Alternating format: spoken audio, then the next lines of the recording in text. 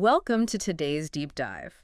We're going to the Mall of America. Well, not literally, but we're diving deep into this fascinating paper from 1999 called Once Upon a Time in the Commodity World. Yeah, It's all about the Mall of America and how it's about so much more than just shopping. it really is. Yeah. This paper totally changed how I see malls.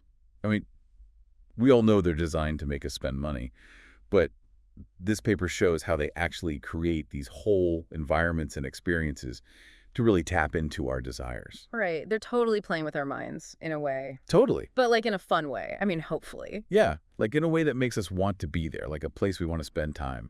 For sure. Okay, so this paper points out that it's not enough that the Mall of America is already gigantic with its own zip code and everything. They also went all in on this whole Minnesota theme. Right, like almost like they're trying to create a mini Minnesota right there inside the mall. Totally. And the paper argues it's a really clever strategy. Yeah. Like they use all these local references to kind of draw you in. Oh, yeah. Like what? Well, one example is Camp Snoopy, Hmm. with the Peanuts characters. Yeah. Well, that's totally a nod to Charles Schultz, the guy who created Peanuts. He was born in Minnesota. Oh, wow. I had no idea. Yeah, it's these little details, and they make a big difference. For sure. So you don't even realize they're playing into that whole Minnesota thing, but it's there. Subliminal messaging. Totally. And it goes even deeper than that. Like the paper even talks about how they incorporated design elements that actually like mimic the Northwoods landscape. Oh, wow. I've got to pay more attention next time I go. Right. But that's the thing. It's subtle, but it's all about making those familiar things, those Minnesota things, feel special. Yeah. It's Yeah. like they're trying to create this sense of pride in being from Minnesota. Exactly. And that local pride, it can be a powerful thing. For sure. But they didn't just stop there, right? Didn't they actually build the mall on top of some important Minnesota landmark? They did. And the paper makes a big deal about this. They actually built the Mall of America on the site of the old Metropolitan Stadium. Oh, wow. That's right where the Twins and Vikings used to play. Exactly. And they even, get this, they preserved home plate. No way. Seriously. That's kind of amazing. It is, and that's exactly what the paper was getting at. It's all about tapping into those powerful emotions, those shared memories. Yeah. It's nostalgia, right? Mhm. And it's brilliant because it creates this immediate sense of connection, of belonging, even before you've stepped foot inside the actual mall. Wow. So they're really going for the heartstrings here. Like, this isn't just any mall, people. This is built on the legacy of Minnesota sports. Exactly. They're playing the nostalgia card big time. And it works. Think about it. How can you not feel at least a little bit more invested in a place that's built on the memories of your favorite sports teams? It's true. They've got me hooked, and I haven't even walked through the door. So they're really playing up the whole Minnesota angle.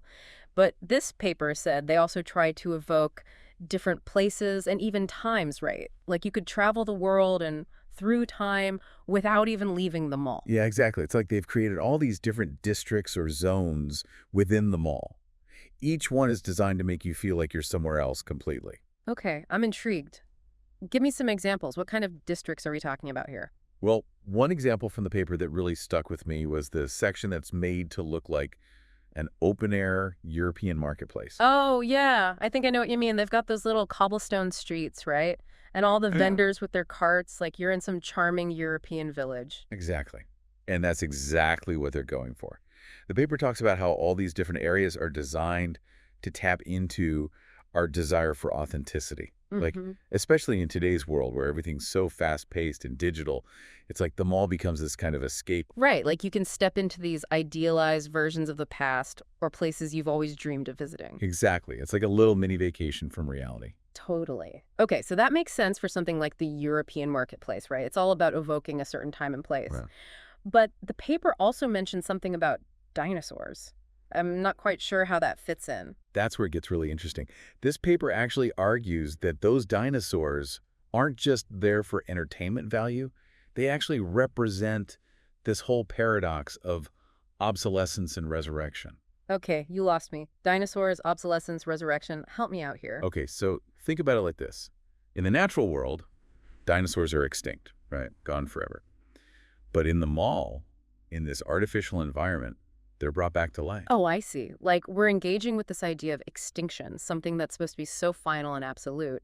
But then we can go buy a plastic T-Rex in the gift shop, and it's almost like we get to bring a little piece of that lost world back home with us. Precisely. And the paper argues that it's even deeper than that. It's not just about the dinosaurs themselves. It's about the way they're presented. What do you mean? Well, it's like, think about how they use all those signs and displays and even the lighting to create this whole story around the dinosaurs. It's all very deliberate. They're trying to craft a narrative that enhances the experience, that makes it more meaningful. Okay, so you're saying it's not enough to just have a bunch of dinosaur skeletons hanging around. They have to create a whole story, a whole experience around them. Exactly. And that's how they suck us in. They use all these subtle techniques to make it feel more authentic, more real. So what kind of techniques are we talking about here? How do they actually do that? Well, they might use certain language that evokes a bygone era. Like, I remember reading about a shop in the mall that had a sign that said, reclaims treasures from yesteryear. Or they might strategically place antiques in certain areas to create a certain atmosphere.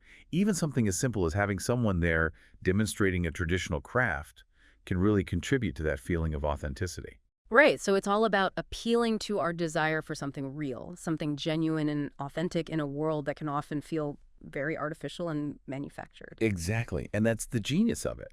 They're not just selling us products, they're selling us an idea, a feeling. So it's like we're not just buying a souvenir, we're buying into a whole story, like a feeling of connection to something bigger than ourselves, whether it's a connection to Minnesota, to a far-off place, or even to, like you said, the prehistoric past. So we're buying into these stories, right, these feelings that the mall is like carefully crafting for us.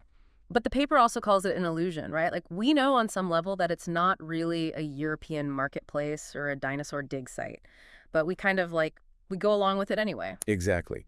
The paper uses this phrase, willing suspension of disbelief. Ooh, fancy. Right. But it fits.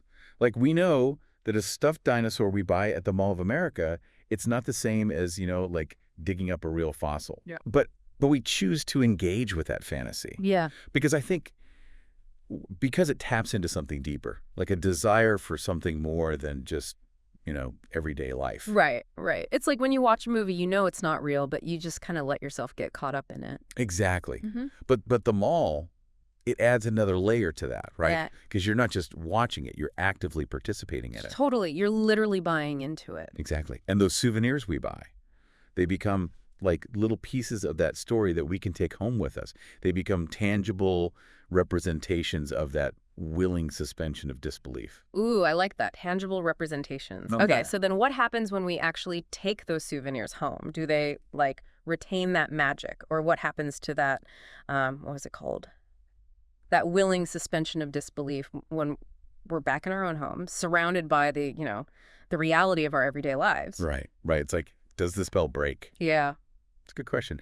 And I think to some extent, the paper suggests that it does. It kind of has to, right? Like when you take that souvenir home, it's out of context. It's not surrounded by all the other things that were contributing to that feeling, that illusion. Right. That stuffed dinosaur isn't roaming around with the animatronic ones anymore. Now it's just sitting on your bookshelf next to your textbooks. Exactly. So the illusion, it has to break down a little bit, I think. So is that it then? Is the magic just gone? Well, the paper argues that even though that initial magic might fade a bit, the souvenir itself still holds a piece of that experience. Like it becomes a symbol, a reminder of that feeling you had when you were in the mall. Oh, that's kind of sweet, actually. So even though the illusion has been broken, you still have that little reminder of the experience. Exactly. And those reminders, they can be powerful. Maybe it brings back a memory of a fun day out with your family or even just that feeling of childlike wonder that you felt when you were surrounded by those dinosaurs. I love that. So it's like a physical manifestation of our own personal nostalgia, even if it's for something like kind of manufactured. Exactly. And that's what I find so fascinating about this paper is like it forces you to think differently about these spaces, these seemingly ordinary places like malls, and how they can actually have this really profound impact on us. Totally.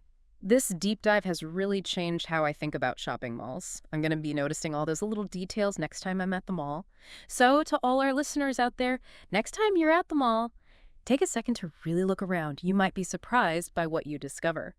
Thanks for joining us for this deep dive into the fascinating world of malls, marketing, and manufactured nostalgia. Ever walk into a mall for like just a quick errand, maybe grab a pair of socks.